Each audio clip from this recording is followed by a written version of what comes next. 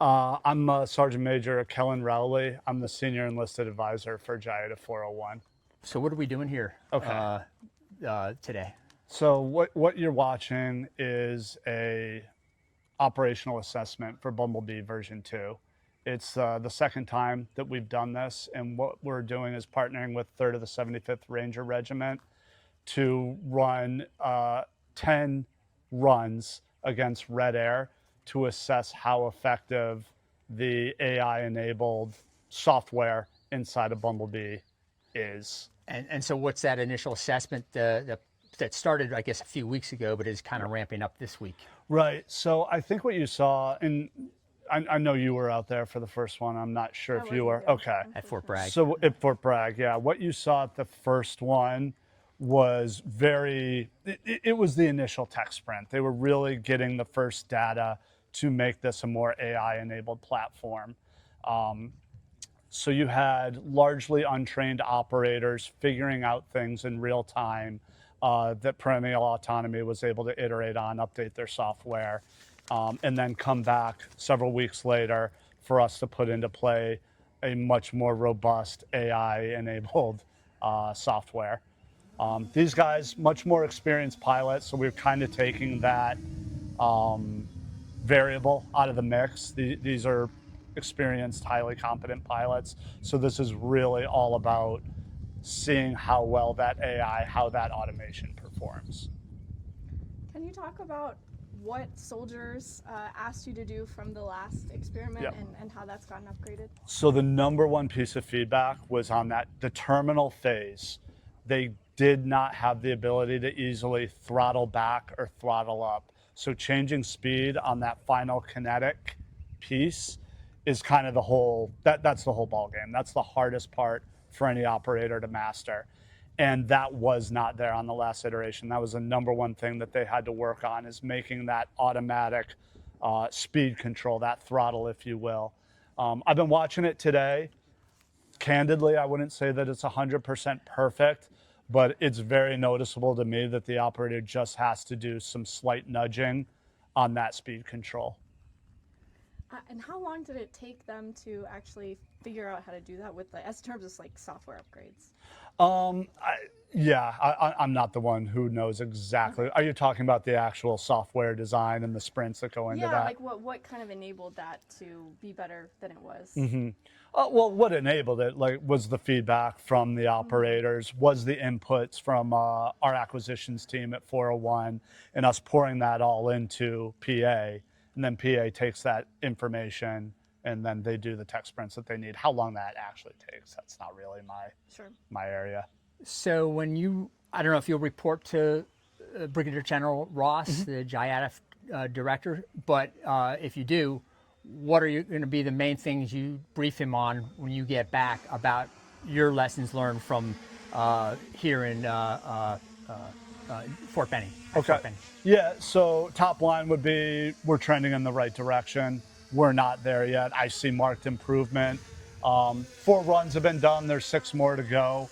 But from what I've seen, there is a marked improvement. Definitely not there yet. I think if there was a pivot to make for our next operational assessment, I'd like to move it away from the more experienced pilots and get it into the hands of some novices. Because that's ultimately, in my mind, the number one value add to Bumblebee is that it does not take an experienced pilot. If it comes to pass the right way, it's not for an experienced pilot. I don't actually even like to use the term pilot. I'd rather call them operators, where a novice can pick the kit up, play with it for a few hours, couple of days, and then they're able to competently operate the system and do a drone kill. As far as when you're going to get to an in-state where you can go into large-scale production, do you know how far away that is at this point? Yeah, I would defer to the acquisitions guy on that. I would just say that we're trending in the right direction. I like the way things are going. Any lessons learned? I mean, so right now, today's focus is really around homeland defense. So you're expecting, I guess you're expecting a more friendly or less contested environment than you might overseas or what have you. Nonetheless, are you going to be doing any testing, maybe not this week, but with BV2 for homeland defense that entails some electronic interference or something that an adversary is trying to do to make so they can do ISR with their Yeah, it's a drone? fantastic question. And I think it's the next logical evolution. So when you talk to the field, they'll ask you all the time, when can we get these? How can we use these? How many can I get? And that would be the next logical step in training, is to use it in a contested environment to make it a more expeditionary, quote unquote, warfighter type application. I think there's an appetite out there for that. If you talk to any maneuver commander in the field, they're going to say they're concerned about drones. What can we do to mitigate it? And if you offer this to them, they're going to want to put their hands on it. They're going to want to run it through a dirty environment so that they can figure out what actually works. So it's fair to say that that's on the horizon for us.